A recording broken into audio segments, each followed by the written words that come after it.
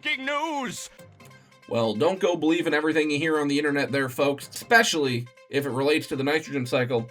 You see, in the aquarium hobby, if facts were to be butchered, the nitrogen cycle is something of a cow.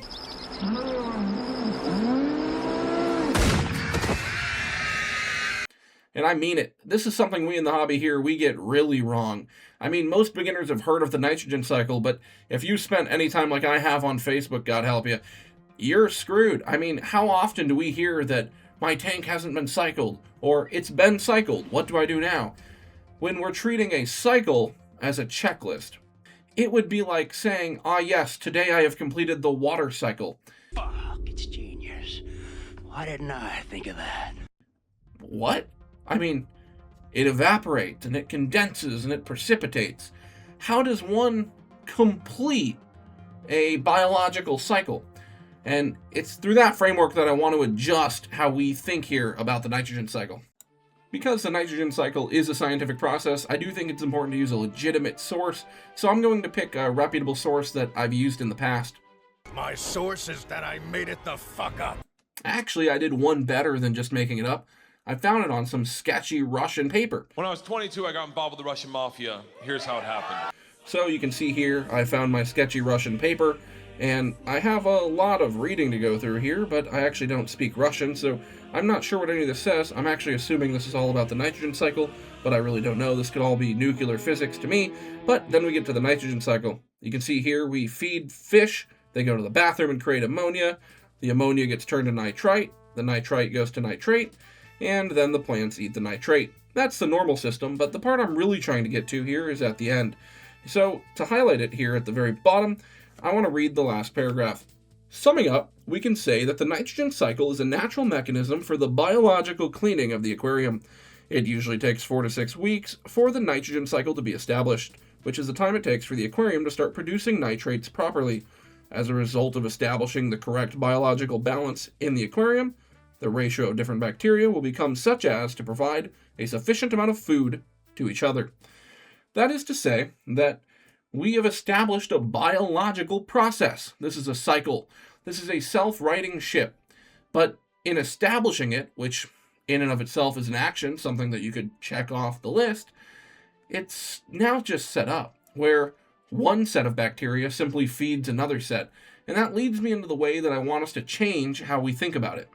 Instead of visualizing the nitrogen cycle as a box that just needs to be checked and it's an inconvenient 4 to 6 weeks, instead visualize it like a cycle. And what I mean by that is picture a children's playground with one of those spring toys with a horse on a spring. See, the kid can go back and forth and left and right, but the toy always wants to come back up to straight. Well, for the most part. A good steady state system tries to be self-righting, especially biological ones.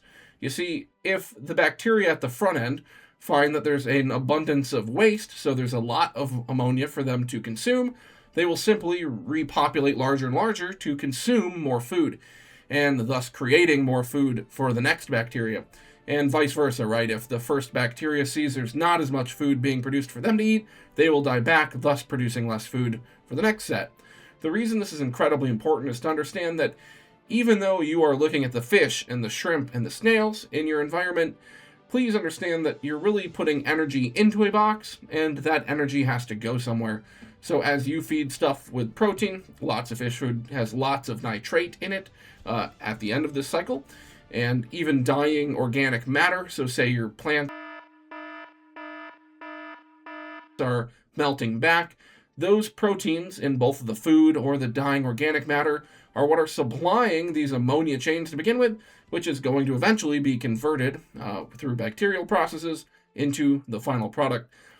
I do have one more very cool, important message for those of you that have stuck around this far. So the final paper I'd like to show you is slightly more advanced, but it does call out something very useful. So on to this next paper. The more academically astute of you may notice that I didn't even buy the real paper. Damn, bruh, you're a dumbass. That's a possibility.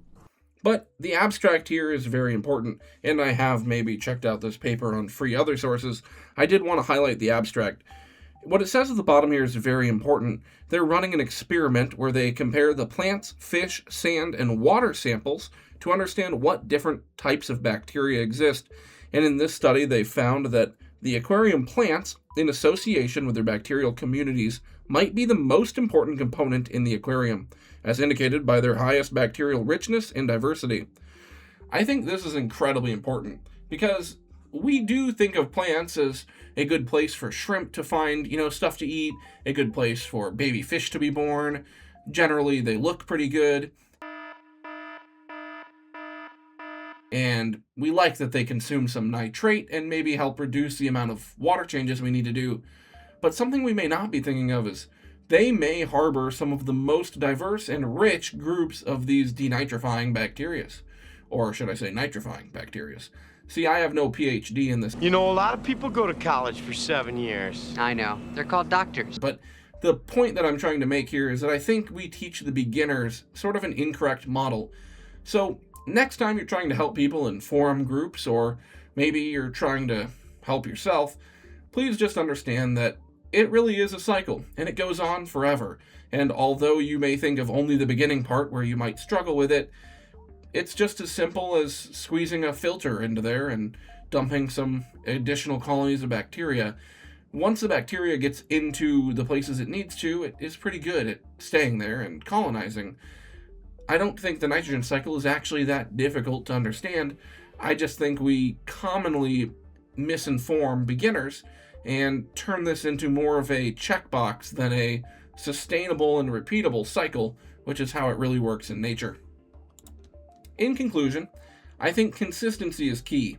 It's a self-righting system, and it really does like to find equilibrium.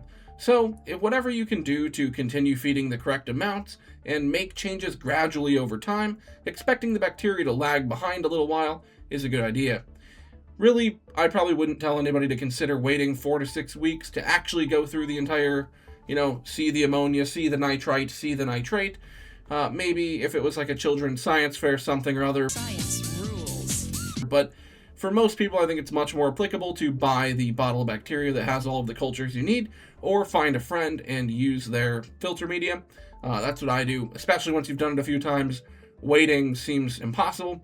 The part that really does matter is you need to make sure they get established in your tank, and you do need to see that they have produced results. But the nitrogen cycle does not need to be a death by a million cuts of the API test kit. It's fairly simple, and consistency is key. In the famous words of Jeff Goldblum from Jurassic Park, life finds a way. And I think that's a good place to leave it off for. So I might do another video about how I cycle my tanks in the future, and I might talk to some other people about some of the more in-depth processes, like the nitrifying beds of bacteria for really deep substrate beds, and some very more nerdy stuff like that. But for a holistic view, I think this is good enough for the beginner, and it'll get you off on the right foot. So please stop thinking about it like a checkbox, and please do your best to think about it like a cycle that is constantly going on and on. And if you see issues somewhere in your cycle, use the idea that one part feeds the next to help troubleshoot the system, just like you would any other system. Thank you. That's all. Howdy, everybody. Well, a little editor's note. My hair is longer. It's been a couple of months. I wanted to say a couple of things. One, if you stuck around this long, you're wicked. You rock. You're one of us. Please consider liking and subscribing. This is kind of my first try here on YouTube, and I'd really appreciate it. I do want to throw out there that there's some stuff we didn't cover in this video, and I understand that. The nitrogen cycle that we're talking about, ammonia to nitrate, that is only 1/3 of the real nitrogen cycle. We also have denitrification, and, ammonification, nitrogen fixation as you kind of go through different processes. It's a much broader cycle, and there might be more to come in a different video on that topic. But I wanted to share what I'm really excited and what I've been working these months on. So over here, we have fish in tanks. I may have showed you that last time. I'm super excited. We actually have an import coming in here in a couple days for this rack. And I'm also excited to show you this rack is online too. So this is an even more impressive rack. This is a 1,000-gallon system here. If you want to come over here, you can check this side out here. So we've got all these tanks together here working for us. I'm super excited. They are getting cycled as we speak. Once all these fish are out of quarantine, they'll move into here. And I'm working on that other room as we speak. So huge things to come.